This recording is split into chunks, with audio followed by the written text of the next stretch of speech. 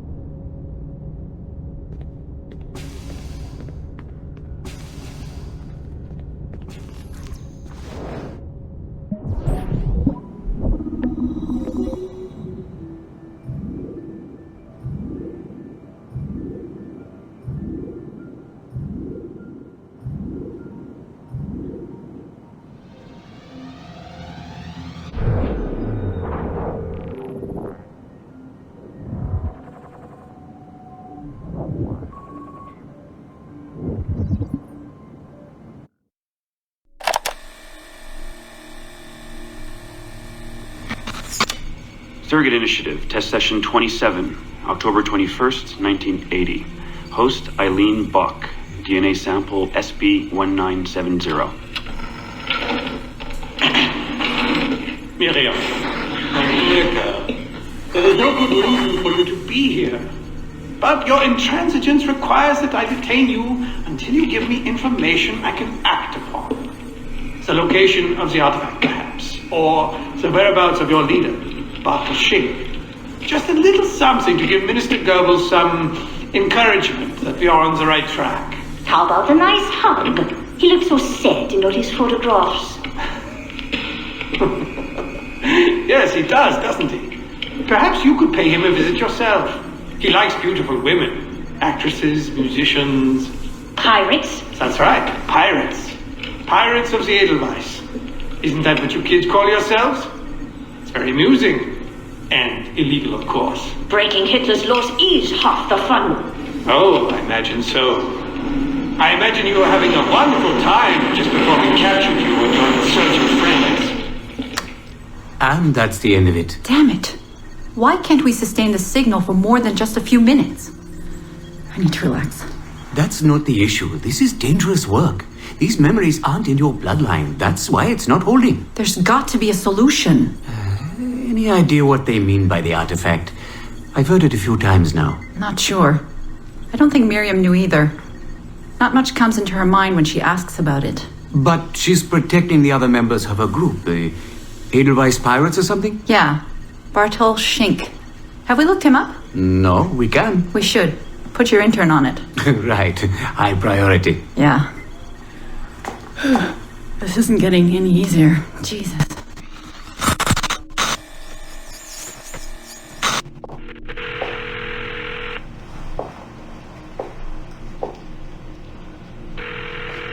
Hello? Hi, Seamus. It's Mom. Hey. How are you? Dad! It's Mom! Hello, Eileen. Hi, Carl. How's Seamus? Great. We were out shopping for school clothes. Yeah. The summer just sped by. They all do. I never seem to notice. No windows in the office. Right. Trapped in a lab. So, did you need to talk? Yes, sorry. I was curious about your mother, actually. Oh. Okay. How much did she talk about the war when you were growing up? Not often. Bits and pieces. Why? I was doing some research last week about World War II. And something came up about the Edelweiss pirates? Or the Navajos? And your mother's name popped up. Really? That's an odd coincidence. Does any of that ring a bell? Yeah. Mom ran with that group while the war was on. There were a group of kids who wanted to avoid the Hitler Youth programs, but in later years they escalated their activities to, bigger ideas like vandalism and sabotage. But why Navajos? And pirates? Just some of the names they used. Navajos, Edelweiss pirates, you know kids. There were little pins, little white flowers. I may still have hers. That's interesting. And this is for work? Researching my mother? Not exactly, but... Sorry, I can't talk about it. Right. You never could. Hey, don't. I didn't mean to be flippant. No. Don't mind me. All for the greater good. I like to think so.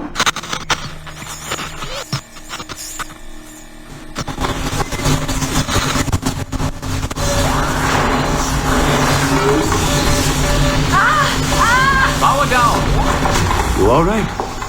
Damn it! 5 months of this bullshit! We're floundering. Take it easy, Eileen. You're just stressed. I am not stressed. I'm frustrated. I'd like to go again this afternoon. No. There is no reason to rush this. We're hardly rushing. We're running into the same wall over and over again. Why can't we push through? Why can't you keep me in the Animus longer than 2 minutes? Because surrogate genetic memory data is fragile. The EEG is exploding and your brain is doing too much work.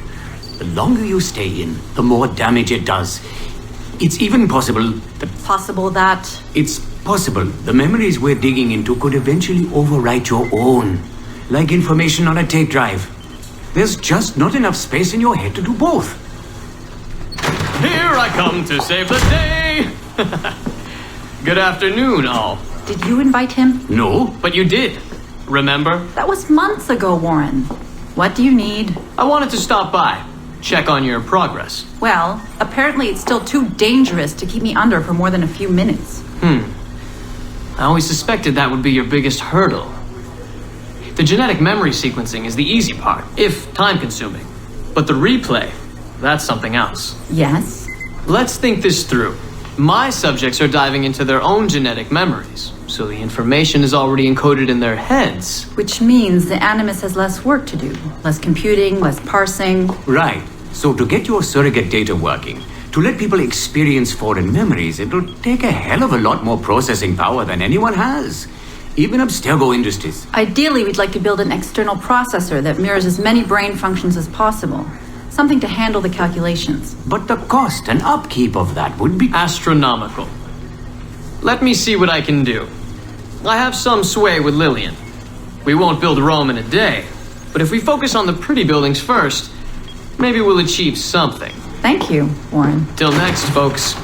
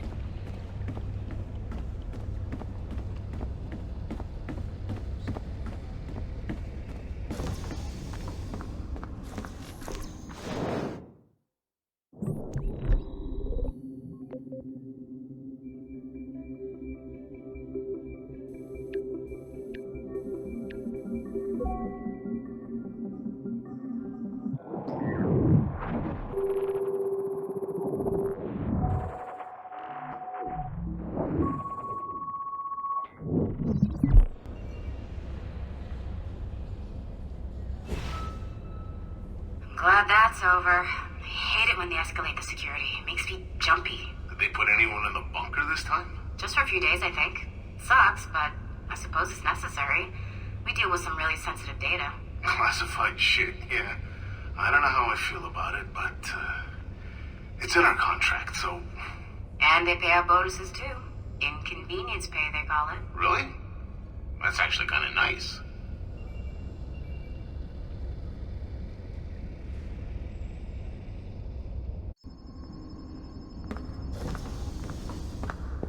It's kind of sterile. I always feel like someone's... Yeah, but just don't...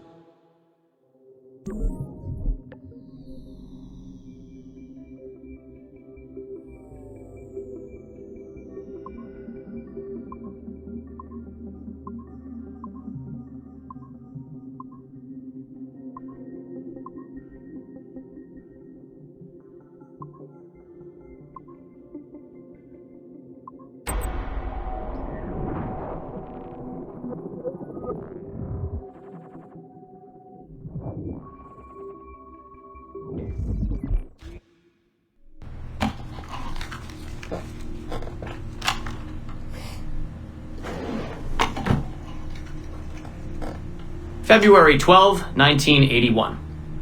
Qualitative personal interview with Subject 1 on ancestral research regarding Avalon de Grand Prix. How are you feeling? Any side effects? Not really. Aside from the headaches. They've been worse since I started staying in longer. But I don't want to stop. I like her. I want to know what she does next. What's it like? Reliving her memories. So different. The Animus, I mean. The past. At first it was confusing. Distracting. Like New Orleans, the stench. I wasn't expecting all the smells. Smell is the sense most directly linked to memory.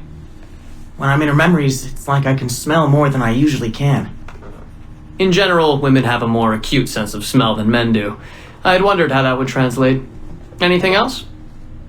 Yeah.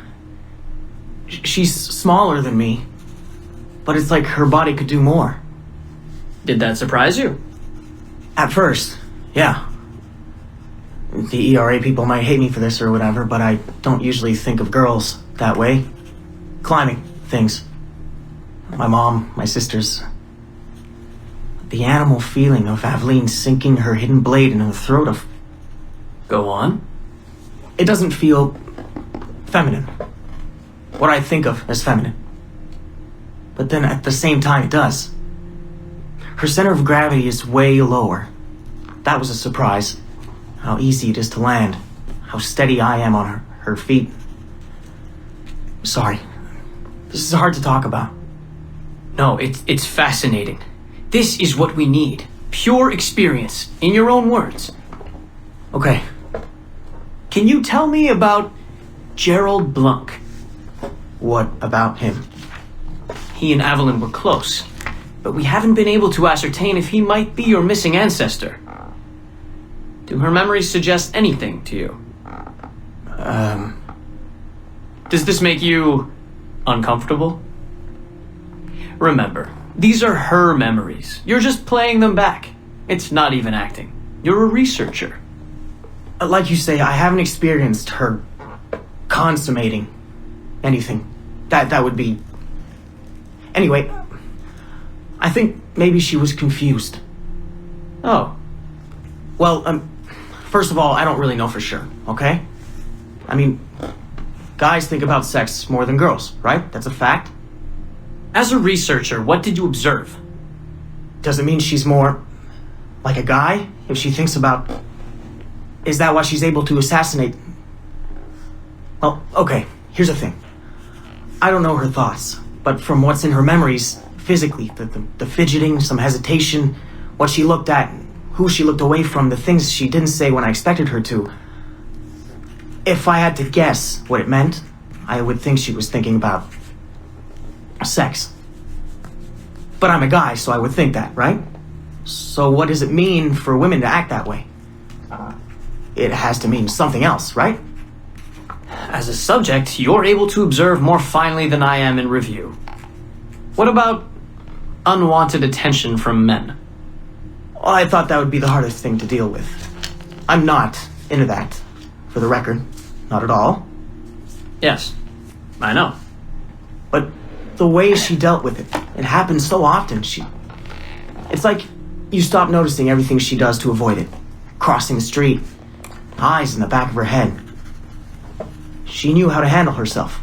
When she was charming, felt kind of similar to killing. Or the build-up to killing. Can we take a break, Mr. Vidic? Of course.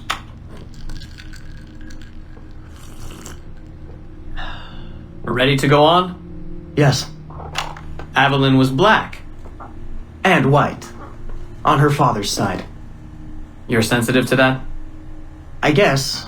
I mean, I'm white. Aveline looks black, so that's different. But you get used to it. Like with the girl thing. Until someone makes you not used to it. What do you mean? I don't think I've ever had to think so much about what I'm wearing or how I'm walking. But Aveline, it's like she goes through her whole life in these uniforms. People expect her to behave in a certain way. Definitely. Sometimes I worry I'll slip up and play too relaxed at the warehouse and, I don't know, blow her cover. You can't blow her cover. I know. I'm just replaying the memories. I can't change them, I know.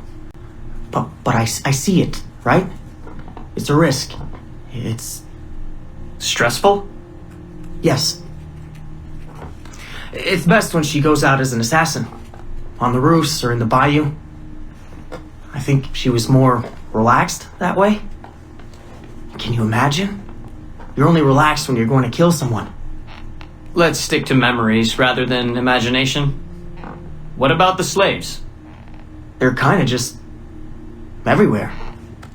I mean, that sounds bad. Slavery is bad, but no one's acting like slavery's bad. It's fun when she frees slaves. Is it supposed to be fun?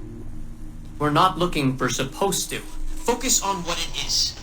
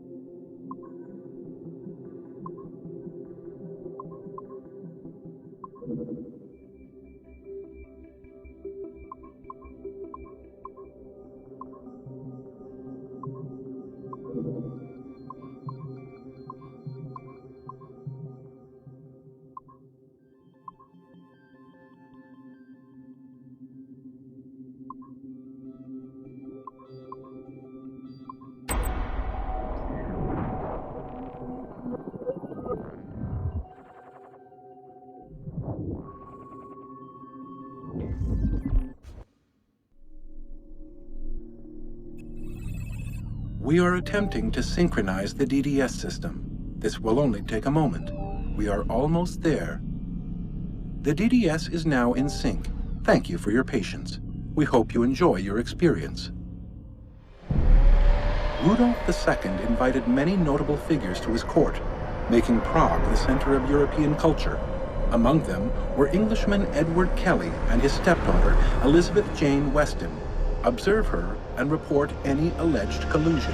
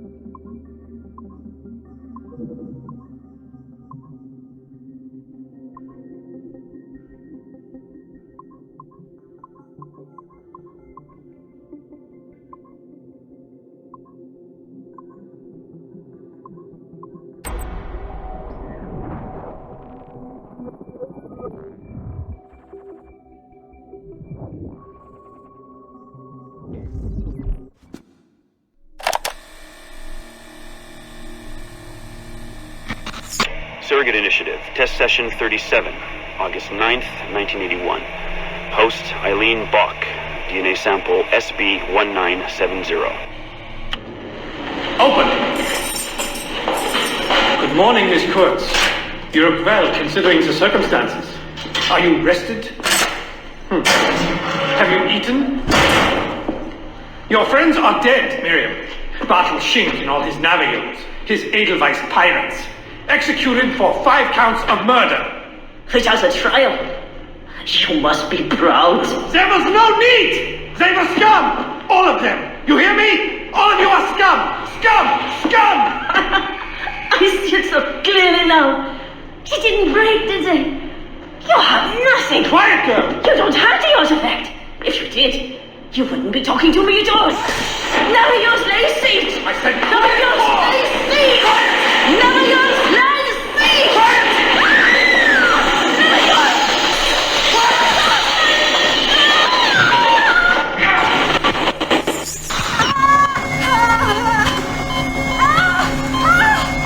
Get her out! Get her out!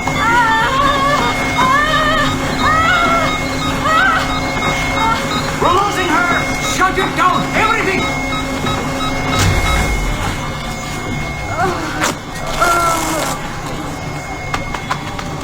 Eileen, open your eyes. Can you hear me? Eileen! Eileen! Power's off! Get the position in here! Step aside, son! Eileen, talk to me. Can you open your eyes? Clear! Oh, God. No response!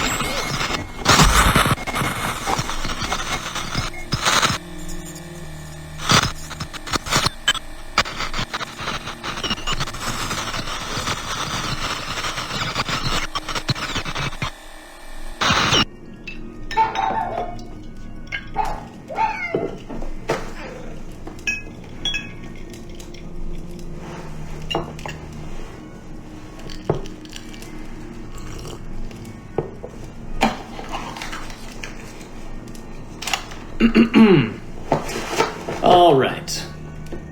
Notes towards a speech in honor of Dr. Eileen Bach's premature retirement. When I first learned of Dr. Bach's unfortunate accident, I couldn't help but feel a great sense of loss at... No.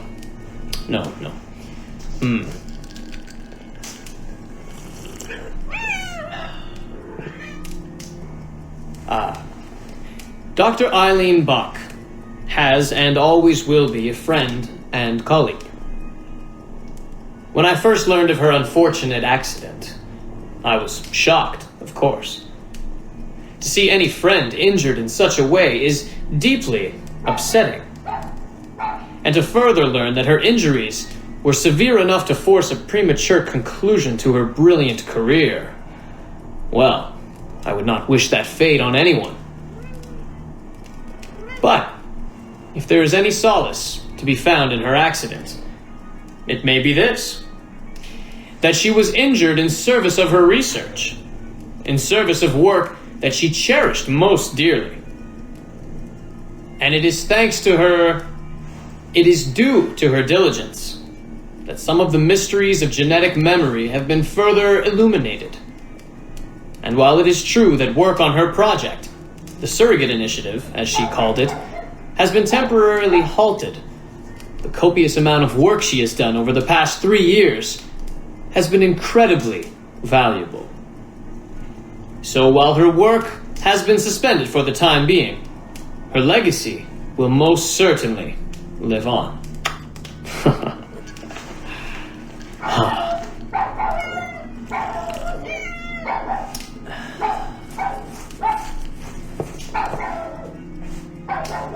Quiet, Joan! Quiet!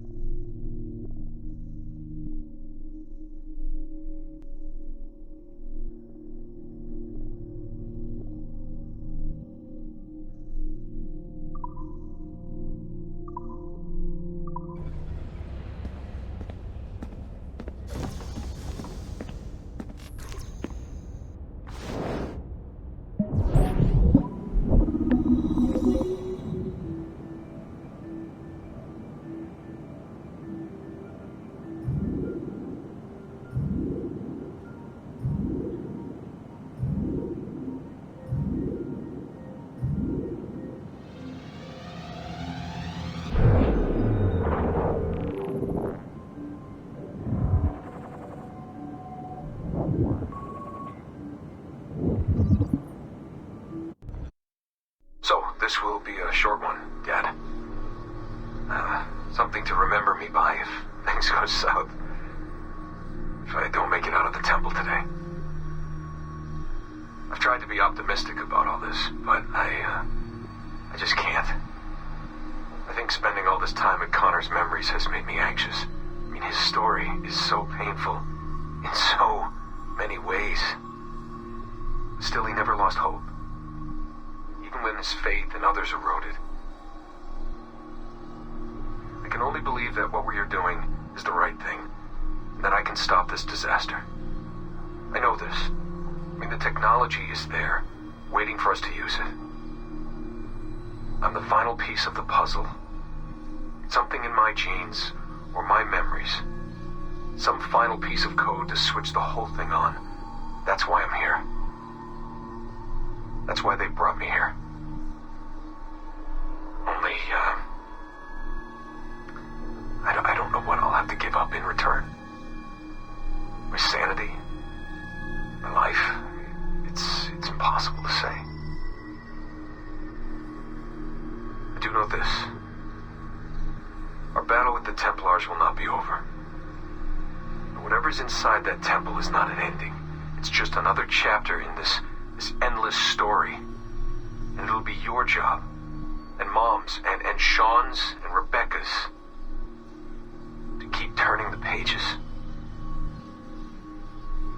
You know, I keep thinking about something Orson Welles once said. Something like, if you want a happy ending, it all depends on where you stop telling your story. So maybe that's the answer. Maybe that's how people keep marching forward. If something goes wrong in there, Dad, something happens to me. When you tell my story years from now, please tell them the one about how I lost my way, and then I found it again. Just in time to save the world.